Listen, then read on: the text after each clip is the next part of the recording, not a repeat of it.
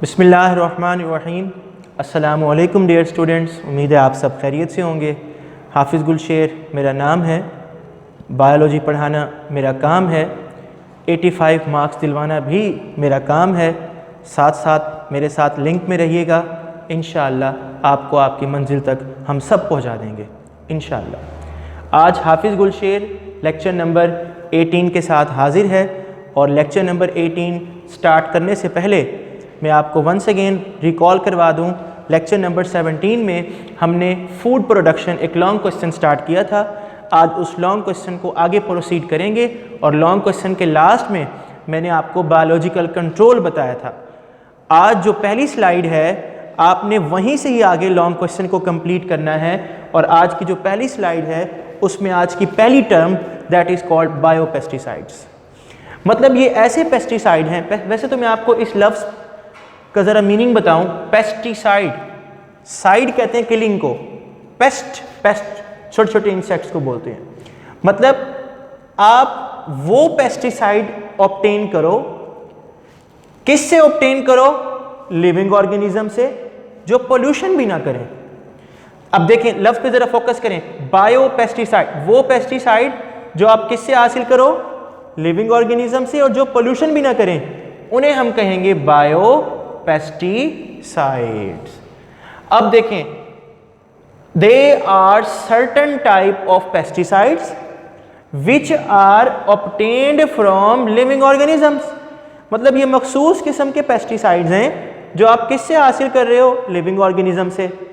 आपने ना इसकी डेफिनेशन ऐड कर लेनी है, बिकॉज आपकी बुक में सिर्फ एक ही लाइन लिखी हुई है बायोपेस्टिसाइड के बारे में, लेकिन बोर्ड में ये शॉर्ट आया हुआ था कि व्हाट आर बायोपेस्टिसाइड्स, तो आपको लिहाजा इसका तो एक ही नंबर मिलेगा ना। आपकी बुक में सिर्फ लिखा हुआ है कि bacteria are used as biopesticides, bacteria को हम यूज कर सकते हैं बायोपेस्टिसाइड्स के तौर पर, लेकिन आपने उसकी डेफिनेशन लाजमी लिखनी है।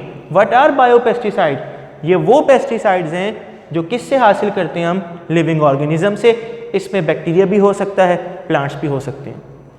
अब एक मैंने एग्जाम्पल भी दी है, that is called canola oil. ये हम प्लांट से लेते हैं, खास तौर पर किस पौधे से? जो ब्रासिकेसी फैमिली से बिलोंग करते हैं। ब्रासिकेसी में ब्रासिका आता है, ब्रासिका के बारे में आपने पढ़ा हुआ होगा, ब्रासिका कैम्पेस्ट्रस, उससे हम कैनोला ऑयल लेते हैं और ये एक बायोपेस्टिसाइड है। तो लिहाजा आपने डेफिनेशन, एग्जाम्पल और ये वाली बुक की लाइन लाजमी लिखनी है, तब जाकर आपको इस शॉर्ट क्वेश्चन में 2 नंबर मिलेंगे, और लॉन्ग में भी आपने लिखना है। नेक्स्ट, अकॉर्डिंग टू बुक ही चल रहे हैं हम। नेक्स्ट आपकी बुक में एक टर्म यूज़ की हुई है, दैट इज़ कॉल्ड IDM। वैसे तो इसका कंप्यूटर में इसका मीनिंग है इंटरनेट डाउनलोड मैनेजर, लेकिन ये बायो में इसका मीनिंग और है। इसे कहते हैं इंटेग्रेटेड डिजीज मैनेजमेंट। मतलब आपने बीमारियों पर कंट्रोल कैसे करना है, ये एक टेक्निक है जो हमें बताती है, ये एक मैनेजमेंट है जो हमें बताती है कि वो बीमारियां जो तबाहकुन हैं या सिंपल हैं या कॉमन हैं, आपने उस बीमारियों पर काबू कैसे करना है। कौन सा मेथड होगा? सूटेबल मेथड होगा, रेलेवेंट मेथड होगा, उस बीमारी के मुताबिक इलाज होना चाहिए, एप्रोप्रिएट इलाज होना चाहिए।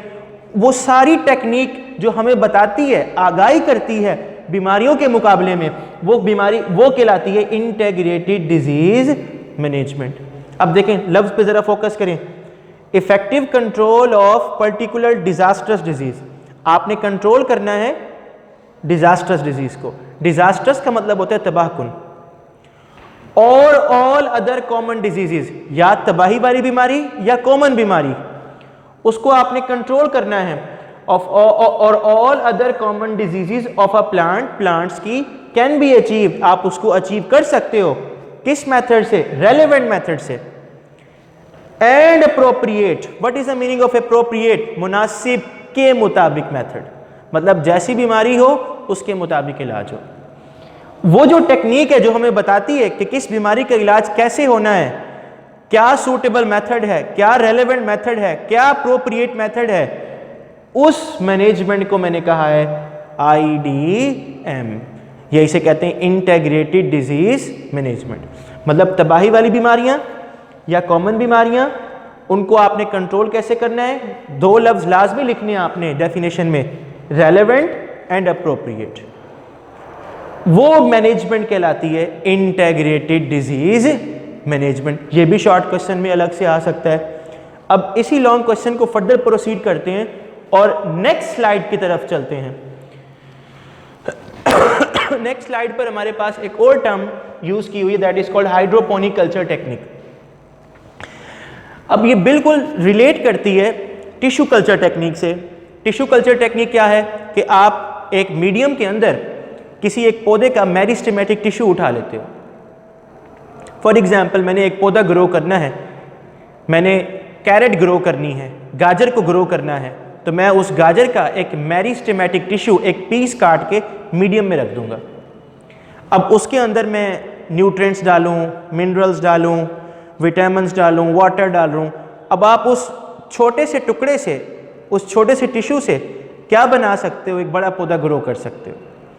वो टेक्निक कहलाती है टिश्यू कल्चर टेक्निक। मैंने सिर्फ चेंज कर दिया, टिश्यू की जगह लिख दिया हाइड्रोपोनिक। हाइड्रो का मतलब वाटर, हाइड्रो का मतलब वाटर, मतलब ये वो टेक्निक है जिसमें आप, it is a technique in which plants are grown in aerated water. मतलब इसमें आप पौधों को ग्रो करोगे एरेटेड वाटर में। What is the meaning of this word aerated?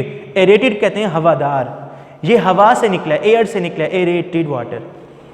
और फिर जब आप हवादार पानी दोगे, to which nutrient mineral salts have been added, और आप उस मीडियम के अंदर क्या क्या डालते जाओगे? Salts, minerals, nutrients.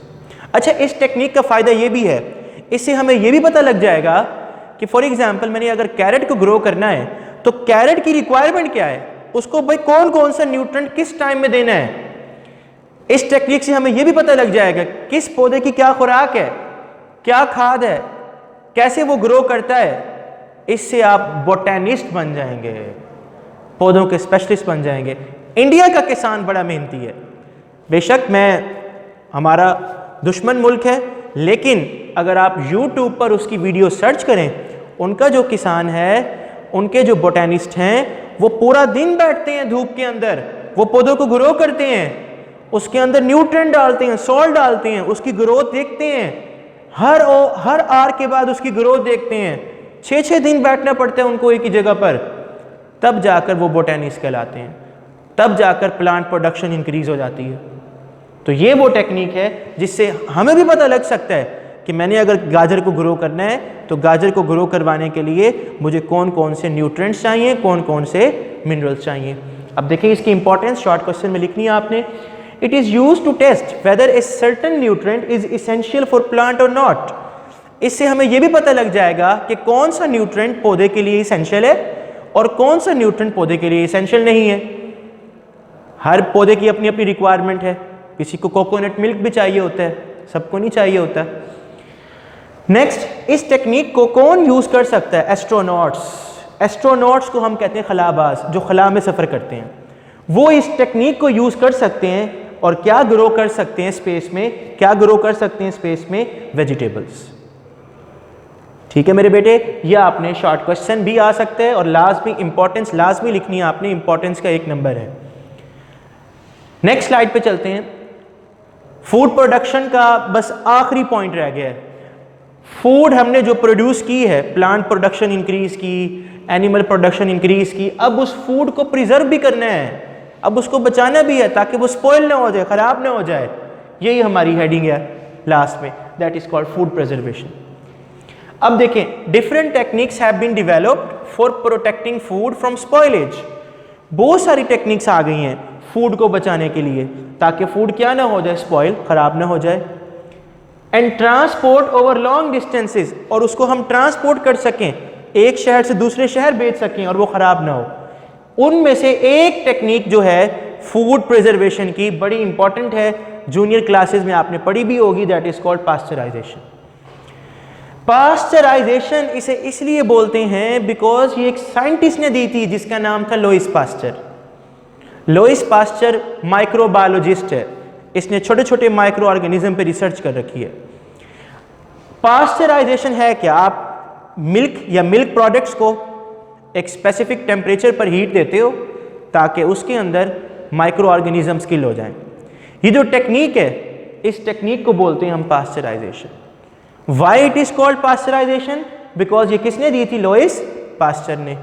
अब देखें, ये सारी फूड्स के लिए ये टेक्निक नहीं है। इट इज वाइडली यूज्ड, जो मेन पर्पस है इसका, that is for the preservation of, ताकि बचाया जाए किसको? मिल्क एंड मिल्क प्रोडक्ट्स को।